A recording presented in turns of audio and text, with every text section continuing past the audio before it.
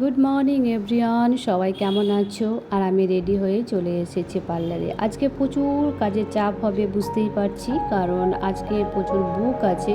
তাই সকাল সকাল চলে এসেছি পার্লারে, এসে একটু পরিষ্কার পরিচ্ছন্ন করে নিয়েছি।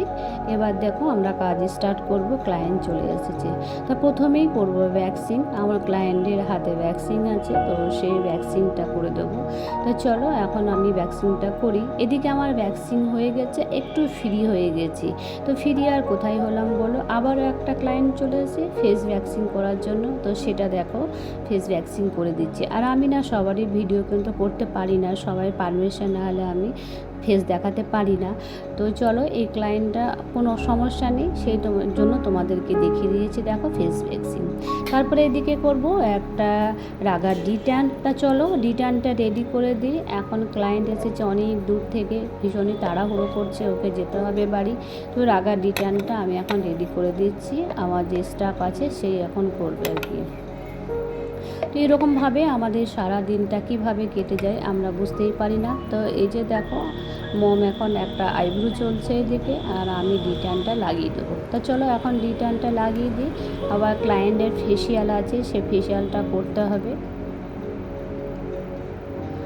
তো ক্লায়েন্টের প্রথমে ডিমান্ড ছিল যে দিদি তুমি করে দিও, কিন্তু আমার তো হবে না, যেহেতু একটু রাত হয়ে গেছে, আমার মেয়ের জন্য আমাকে রুমে চলে যেতে হবে, টিউশনের টিচার আসবে পড়াতে।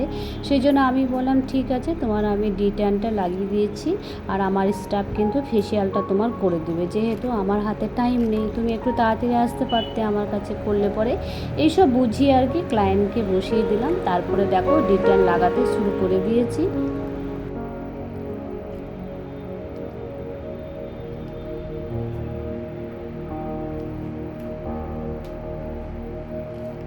ক্লায়েন্ট কিন্তু যখনই আসে তখনই আমার হাতেই করতে চায়, ও কারোর কাছে করতে চায় না।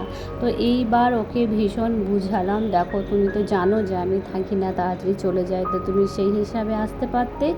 তো একটু মনের মধ্যে একটু ছিল দিদি করে দিলে বেশি ভালো হতো, কিন্তু সেটা আর পূর্ণ হলো না। আর ঠিক আছে, তুমি নেক্সট টাইম একটু সকাল সকাল এসো, আমি তোমার করে দেবো। তো সেই জন্য দেখো ক্লায়েন্টকে এখন রিটার্নটা লাগিয়ে দিচ্ছি।